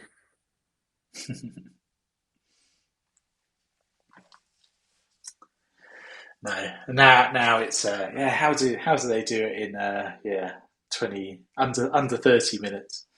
I know, but that's why I like to remind people, because I'm like, it's just like literally it's just like how we think based on what the environment is. Like if you just started puzzling like a couple of years earlier, you would think completely different. Sure, I'm also like not that impressed anymore, like under 40 times, like in the same way that I used to be. But I remember just so vividly, like when we were talking about with somebody who did a puzzle like under an hour, like 59 minutes, and we were like, this person has to be a genius, like they have to be born with something. And I just remember those conversations. And Linda finished. Linda, I think one piece, maybe a bit on the floor, one piece to go in. It's there. Oh, amazing, Linda. That's fantastic. That's crazy. Oh, well done, Linda. Brilliant time. Congratulations. Yes. 1:26:03. Superb. Liza, I think, looking at coming in under 1.5 hours as well.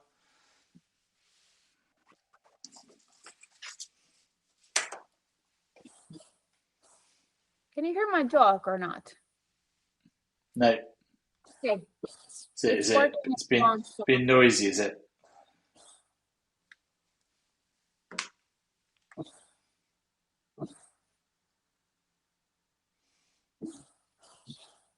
Really?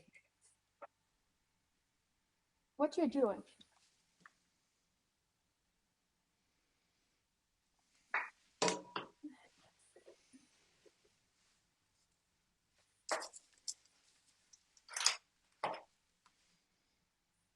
Okay, I'm back.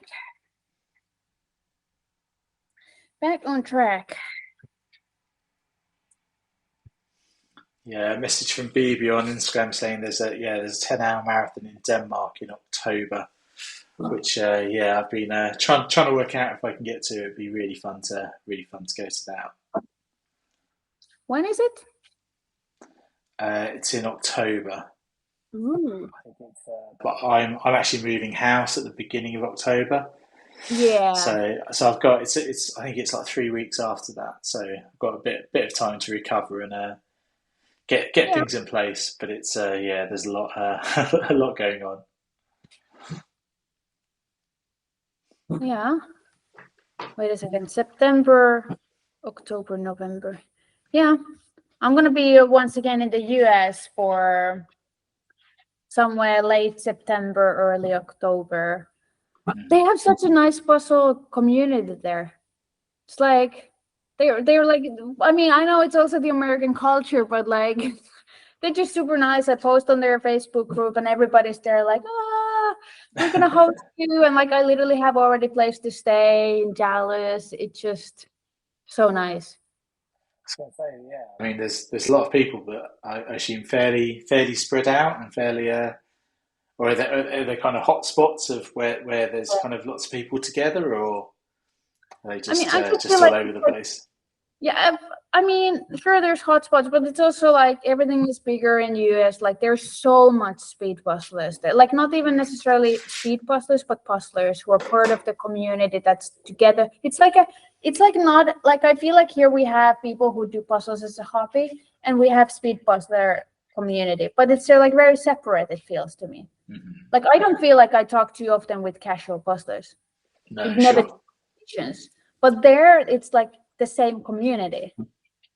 Right. So the people I stayed with, two of them actually like they don't really do competitions or they barely puzzle, like maybe here and there, but they're part of the community in a sense.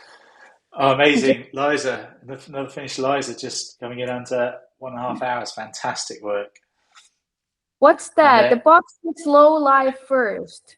Marlon pointing out that we've got a little slow life first message on the box, but not for us today. Yeah, it's quite funny. I also had some company that sent me a peer gift of their puzzles, and their whole brand is like, slow down, relax. And I'm like, do you know who did you send this to, right? Like, even if I would try to do them casually, it's really hard. Especially a 500-piece one. Like, when have you done a 500-piece puzzle casually without taking time, and it wasn't absolutely like a black solid puzzle? I don't think ever, probably. Well, before I started speed puzzling, I didn't own any 500. What's the point of that? Who buys 500-piece puzzles? It's like such a wasted puzzle. If I don't take my time, then I'm wasting the first time attempt, and it doesn't make any sense. Yeah, like we're running out of 500-piece puzzles. I don't think so. But yeah, I get the mindset. I'm pretty much the same. I think I have done though a few 500-piece puzzles just casually. Like I'm able to do that. I'm very proud of it, and I will show it to everybody's face. So yeah, it's possible still. Yeah, I did think about doing the Sea of Red as like just casually, just to see if it was any more enjoyable than it had been doing it as a speed puzzle. But yeah, it hasn't. Thanks, Liza. Yeah, hasn't tempted me to go back to it. Yeah, my thing is that I've noticed that when I do, this is actually a really funny thing. We have to puzzle once, like casually, you will see it. But when I puzzle casually, I do such a stupid mistakes. Like I'm literally putting like pieces like this together. I'm like, why it doesn't go? I'm like, you can literally see I'm just like trying, and I'm like, huh? And I don't do that when I speed puzzle. So it's interesting that I actually do. It's almost like I'm brainlessly just like puzzling when I do it casually. But I don't do it when I speed. So I'm not, and obviously I'm not doing it on purpose either. So it's like very interesting. I'm like, I've been trying to contact once again all the neuroscientists I know there has to be an explanation for this, right? This cannot just come out of like a thin air. I just think that I just use so much my subconscious that when I actually think about things, I know nothing. Yeah, it's amazing how much into kind of that autopilot mode you go, isn't it? Yeah, it's Yeah. becomes very very intuitive. I know you've been doing been working with the guy who trains Rubik's Cube as well. You know, Yeah. that is kind of so, you're doing it in a few seconds. It's so kind of instinctive, and it's so kind of like, it's muscle memory. And Yeah, and even um, that is like such a skill. Like you could think like, okay, I can solve a Rubik's Cube. So technically I could, for example, explain somebody like how to get the steps right. But like when somebody's coaching them, they're a really good coach. This is like a completely different level. Like when Vikas is coaching me, I'm just like, he's like, can you just show me your cube when I'm like stuck somewhere? And he just changes his cube to look exactly the same. right. And I'm like, how do you do that? Like that is like, I could never do that even if I tried. So that's a completely different level of understanding. Like, okay, you can do something, but to understand the depths of it, it's just so different. And yeah, I'm not planning on going into speed cubing coaching. Like he has that covered, so I'm very happy. Well, no, a few years ago, I kind of learned the kind of the basic setup, so I could do it in like about 2 minutes, but never. But then I didn't do it for a few months, and then I tried again and realised that I just couldn't do it, because at no point, when I was learning it, at no Yeah. point did I understand what I was doing. It was just that if it's in this position, you do these kind of 4 moves, and then just do a series of steps. But I never understood why I was doing that, and kind of what that did to the cube and how it moved the elements around. It was purely kind of purely learning the mechanical moves. Yeah, it's like you can repeat, let's say somebody's having a lecture about something they're very knowledgeable. You could technically just write it down and repeat it, right? And go to another stage. But the first time somebody asks you a question, good luck. And also you can actually kind of like, even if two people say exactly the same thing, you can kind of hear it in the other person's words that they know what they're talking about. Like we always say that when you know something really well, you're able to explain it to a 5-year-old. Yeah. And that's really hard skill to do. But it's the same thing, like if we think about speed puzzling or soccer or dancing, you're usually very skilled at it when you make it look like it's easy. And I think that's very, very true. Yeah, totally. And I think, yeah, you're right. I mean, I remember when I was teaching, we kind of often used to say the best way to see how well you understand it is, try and explain it to someone else. Try and teach someone else. Make it understandable, and make it present it in a way that someone else can learn from you. Yeah, because like I kind of like think about my own coaching philosophy in a way that I'm not here to give somebody knowledge or just give them insights. It's my responsibility to make sure that they actually learn. And there's a big difference there, I think. It's not my responsibility to just give them all the knowledge I have. It's my responsibility to make sure that they learn. Because if I would be thinking just, oh, I'm giving all you this information, then it would be like, then off you go. I don't think my results would be the same when I actually truly care, like, how does this person learn? And what is the right amount of information for this one, or the right steps, or the right focus, a way to explain this. Maybe, somebody comes from maybe somebody's chef in their real life, and somebody else is like has an athlete background. So you can use, like, for example, different metaphors for those people, so it clicks differently. Absolutely, yeah. Like you say, people don't learn in the same way. You can't just have one approach, expect it to work for everyone, and then pass on. It's not just, like you say, it's not just about passing on what you know. It's about presenting and kind of doing things in a way that they're going to pick up and it's going to make sense to them. Yeah.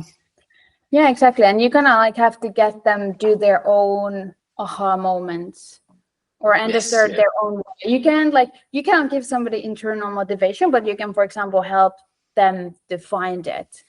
Which is why my first question almost in every coaching session is like, it's not how did you start speed buzzing, it's like after you started speed buzzing, what kept you continuing it? Right. I find that one of the most important questions, and I ask it always in the beginning, so I can actually understand why we are here, not just like where you want to go and what your goals are or what your background, but like the true core, like why we're doing this. Yeah, and I think doing that we talked about that recently. That kind of that stage of self-analysis and asking yourself those questions and I think is really important and kind of so helpful because maybe we do get into a lot of the time we get into kind of autopilot and just do puzzles and carry on and never really kind of do that much analysis absolutely on what we're doing. Yeah, and I think also like it makes my life so much easier because if I know that and then we're hitting a challenge or a plateau or something like I don't feel like doing this anymore, then we can kind of like go back to that original why. But if I don't even know the why, that's that's like a wrong moment to go and ask it. But as you know, like usually if this may sound a little bit harsh, but I feel like those people are easiest to coach who have had at least some hardship in their life, because they are usually kind of like used to actually putting a lot of effort, even if something is very natural. Let's say they're super fast when they started speed buzzing, but there is always to everybody that one point where you kind of like hit the wall or something else happens, you're tired. So those people who kind of like have had in any experience that they just have to push through, they're so pleasant to coach. You can just trust, like you don't have to start like forcing them. You can just go like back to the origins, so to say. Nice. censored picture of the cat there from Marlon. Thanks for that. Do you want to see? I've gotten my fair share of cats, and I have a newfound respect for cat owners who puzzle. Just like it is so hard. It is so hard. Yeah, you didn't seem to get a lot of peace while you were trying to puzzle there. Yeah, I'm actually almost a little bit sad that I didn't film a lot of in real time. I just had a lot of time lapses, because in time lapse approximately 1 second is 2 minutes. So you don't see me struggling that every second minute there's a cat that I have to throw out or the pieces are on the floor, because obviously I pick it up quite quickly, so it doesn't really show on time lapse the way. But oh my God. I don't know why I thought that like having a dog and a cat is the same thing, but obviously it's not, because dogs don't jump on tables and don't do this. See? It's like bat all the pieces slowly off the table. Yeah, and cats are much faster than dogs as well. Because you can corner a dog, but you can't corner a cat, because then it will just like, I don't know, jump to the wall and magically it's a spider big now on the ceiling. I don't know what's going on. Yeah, and quite often they'll you can't shut them out because they'll just open the door again as well. Jump up on the handle and open it again. Yeah, but it was so funny because somebody commented on my YouTube video that, speed buzzing was invented by somebody who has a cat, and they just tried to speed it up while the cat was gone. And I was like, I signed that. That makes so much sense. And also I remember I actually did the same. I was like, Luna is gone now for 2 seconds. Let me finish as much as I can before she comes back. I mean, whatever works. Absolutely, yeah. Take the opportunities for these unusual practices. Yeah, definitely. I mean, I have the pest commenters on my videos sometimes. I'm just like, I like what you're saying. I see the point in this. But yeah, cat owners. Oh, how Okay, I never think again. just under 20 minutes to go. So yeah, Karen, go on. You can do it. Yeah, it's that kind of center section. Every piece counts, Looking and I'm meaning good. it. Yeah. You do mean it. What's the one you're working on there? So I got this from Marianne, who was hosting me the last week in the US in Oh, Dana Point. okay. Oh, It's a nice. very cute the brand. I guess this is the brand. I've never heard about it before. Surfshark. Okay. No, I haven't heard that one. Yeah, it's a really nice quality. The puzzle pieces came in this kind of bag, so Oh, nice. it's a very peachy vibe all over. And I'm actually doing this relaxed. Can you believe me? I actually sorted while flipping the pieces. Wow. And I have a proof. I had to take it on video. Not all of it. I had it on video. The sorting took me, although, like 20, 30 minutes, but it was fun. It was fun. And then when you start puzzling, you're just like, huh, I have already all these pieces. Din, din, din, din, din. Done. Yeah, I definitely go through phases of sorting and not sorting. Getting Yeah. yeah, remembering how useful it can be, but then yeah, yeah, getting yeah, frustrated and impatient and just wanting to start and getting things put together. Yeah, definitely. I have this kind of like, it's not a rule, but I generally, if somebody gifts me a puzzle that is more special, not like Ravensburger, I tend to do it casually. I think it has some kind of like more emotional attachment to it in a Yeah, weird way. I don't want to speed it. Like I really want to enjoy it. And it's almost like a memory, like a souvenir in a sense. So it's a good mix. But yeah, I'm lucky I have two tables, so I can actually do puzzles that way without disturbing my like speed buzzing practices or whatever. yeah, no, that's very handy. I tend to use the office these days for the speed ones, so that leaves home free for casual puzzling. Yeah, it was funny when I did the video of all the US and Canadian national puzzles, but I just did the puzzles, but I was like, I usually take pictures afterwards, so I couldn't put anything inside the box, so I just piled them up like on kitchen counters and on my working that I mean, you can have your laptop on top of the puzzle, what's the problem? And I was like, I think it takes like 10 puzzles, like 500-piece puzzles, this kitchen table, if you put them nicely in. Yeah, then I started putting them on those taco boards, and I was like, I can fit this somewhere. But yeah, that was so much fun. Yeah, Sometimes I it think just yeah, I've got lots of those US national ones on the way now, so yeah, looking forward to some of those. yeah, and also the ones that I did with my pair, I also like have those to do kind of like again as a solo. The good thing is when I practice with Steffi is that I honestly haven't done most of the puzzle. Right.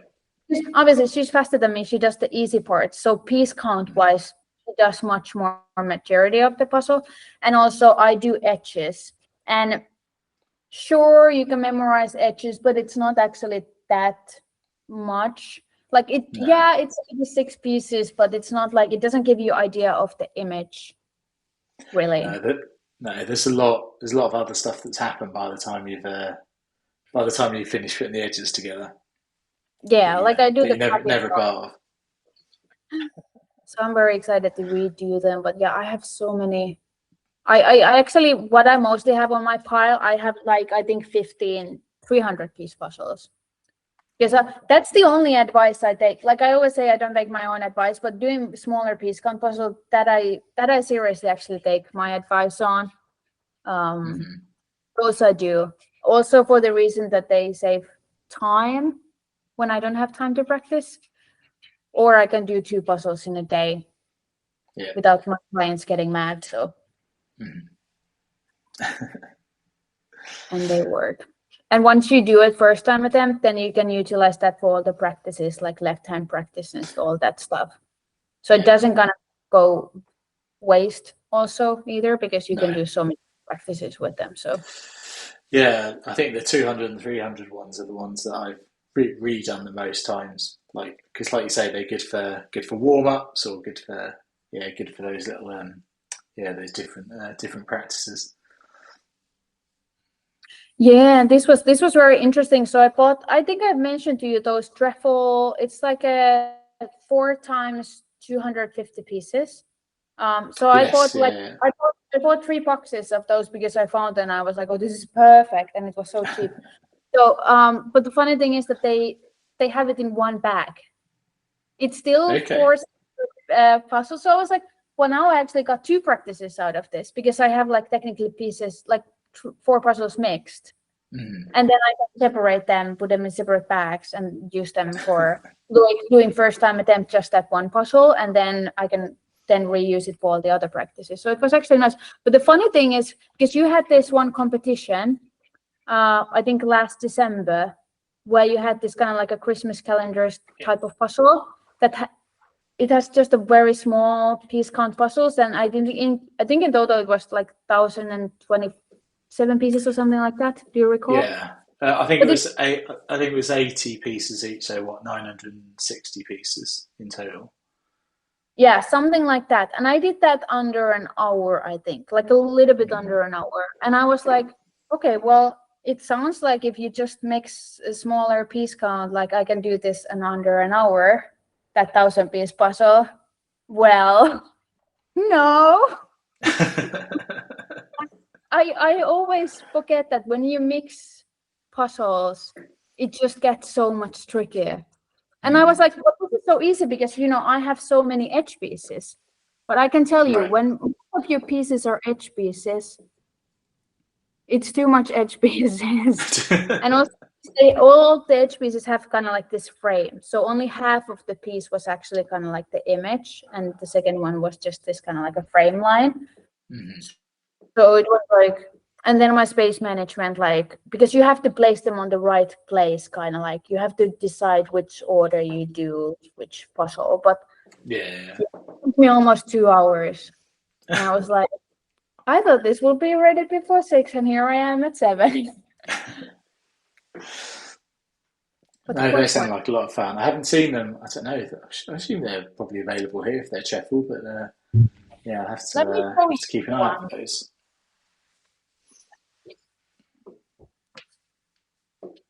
But I was very surprised because Treffel does a lot of kids puzzles, so I was very confused. Like, what is their like business reasoning of putting it one bag, especially when it doesn't match the box? Because the box is very clear that it's 4 different puzzles. Oh wow! Okay. Yeah. So yeah, this was. You can see they are all same. Like all edges have the purple line, no matter what's the. So it wasn't that. Like it was just. I feel like there was too many factors I didn't really even know like what to think about or what's my strategy. So, but it was fun, and I still have 2 boxes left. So, and I started to actually enjoy this like a mixing puzzles kind of thing. I'm probably gonna do it with other puzzles as well, like purposely. Right. Yeah. No, I think it's definitely. I think it's really good. It's another good, potentially another good training. Yeah. Yeah, another good different way to see things. And you probably get a lot out of it, even if it's even if you're not sure what it is or what the kind of reasoning is. I think just kind of working in that way and looking at things different is it's going to be useful. Yeah, definitely. I also got next week, and I gotta practice 1,000-piece puzzles with my pair because last year. Or actually, but we have never done it. Oh, of course, yeah. For the final that we have not done it. We're trying to find something that it's actually very easy to do. so we make sure that because what I'm afraid that if we take any intermediate 1,000-piece puzzle, we will never do it again. Right. Because that is also an aspect. If something gets a little bit too annoying, you're most likely, even if you're like coach like me, you most likely won't do it again unless you're like very disciplined. So we're trying to find a good puzzle. I'm open for suggestions. We have most Ravensburger puzzles, So you hadn't done any, you didn't do any before? no, like time, obviously last like year? just solo, but not together. So we're thinking something palette or like collage type, but yeah, haven't decided yet and should probably start thinking about what we're gonna do this weekend. Yeah. Must be something good in the stack you can you can dig out. Yeah. Yeah, we definitely have puzzles, so that shouldn't be a problem. But it's sometimes harder to analyze 1,000-piece puzzle, mainly because the reference image is similar size. So sometimes you can think like if it has clear color blocks, it's easy for pairs. But when the color block gets too big and then it's double the size in 1,000-piece puzzle and double the size. You know how the math works. It's not double in like possibilities. It's much, much more. So yeah. But we'll do something. We'll see how it goes, and it probably will end up my last YouTube video of my journey on practicing for the world. Yeah, I'm literally doing every puzzle that I do, so then I can just combine it and like come up like what I've been doing. I don't really plan those videos because you don't plan 30 days of your life. Okay, we've got just over 5 minutes left. Come on, Karin, get those as many pieces as you can in. Every piece counts now. You can see a few kind of red sections down there, and then those tile pieces who we've seen going in last for a lot of people. Yeah, but it's like even here you can see like it's very well structured. The order is there. Like a lot of boxes are checking, so it's like a really good progress. And I think it's just an extra 30 minutes, it would be done. Like, not a question in my mind. And that kind of those kind of sorted ones on the right there with the with the few leftover red bits. I'm actually surprised we didn't see anybody flip their puzzle sideways in the end. Yeah, I don't think we did we today? Quite often there's someone who does that, but I don't think we had any of that today. Oh, there we go. Yeah, that red section going in there nicely. Yeah. Because vertical puzzles, also like if you struggle with vertical puzzles or circular puzzles or square puzzles are also these days Ravensburger makes quite a lot. Sometimes we think like, okay, I'll just do one here and there and I will put it to the practice mix. But if you actually struggle with those, what you should do is like do at least 5 to 10 in a row. Right. Because then your brain starts picking up. Like first time you do it, you probably do the mistakes that you already struggle with. That's like the mistakes why you're struggling with them. So you have to do another one to be able to start correcting those things. But then if you throw a mix like another 2 horizontal and some other puzzles, your brain kind of like resets again when you then do a vertical puzzle. You probably have the same struggles you had last time. So also applies if you have a specific type of puzzle, like let's say the Animalitos del Demonio puzzles. If somebody doesn't know Spanish, the horrible animal puzzles that we all hate, like Red Panda, Panda Bear. There is more. New puzzles also from this year have like the pony and the little cat on top of it and those kind of. So you should also do those like in the one after another. And usually you can actually see the progress with that specific type of puzzle because you start learning like, oh, how this grass or how this fur actually works. But you generally don't get that learning benefit if you just do it once here and there. No, that's a very good point. And certainly I shy away from the things that I really should practice most at. So and then don't avoid fur and flowers, and then wonder why I don't get any better at them. It's not too much of a mystery. Yeah, same with the mystery puzzles. Just 1 week of mystery puzzles. Yeah, and on the kind of orientation, I know at some point I just have to spend a few days doing everything upside down.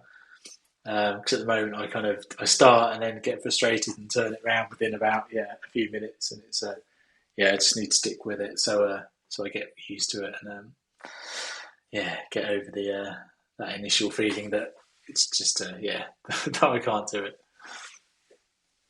Yep.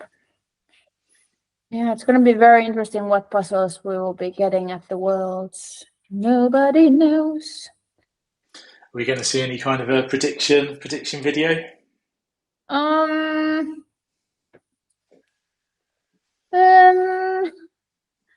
mean, I probably not. I do have to ask SpeedUp members if they do want my predictions, because every year I release them like 2 months or 1 month prior to them, and then I release the actual prediction, like the same predictions, but for the public I usually release like 2 days before, so no one can do anything with that information, so to say.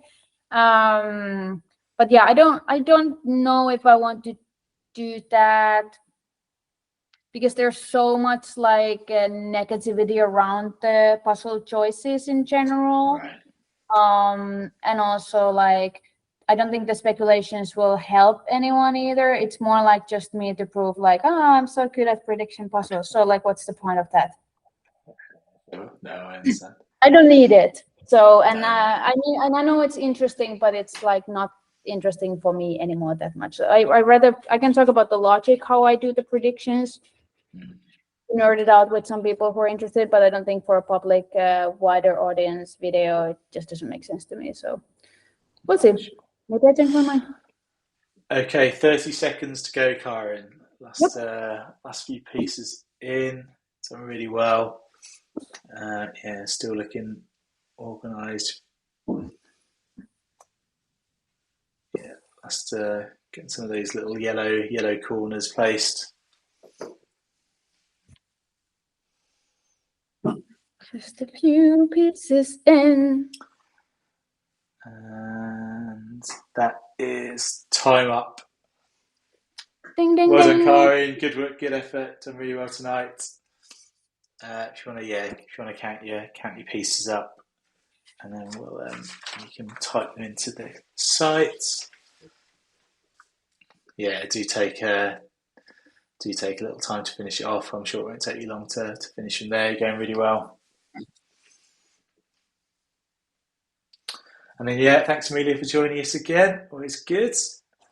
And I'll make sure I get some competitions you can join in the next section or the next set of competitions. So weekend pairs we'll have to get in. Maybe even another Christmas special. Yeah, Christmas specials are always fun. Cheers to everyone watching on YouTube. Thanks for the comments. Oh, Fuji, I'll get you a picture of the pieces.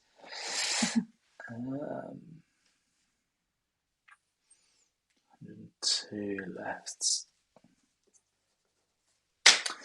Fantastic. Well, congratulations everyone who took part. Thanks so much for joining again. I'll see lots of you on Saturday, which is very exciting. Can't wait for that. Whole new type of competition. And I'll be seeing you in a few weeks in Germany. Yes. I'll see you all somewhere. Time. Thank you. Cool. Good night, everyone.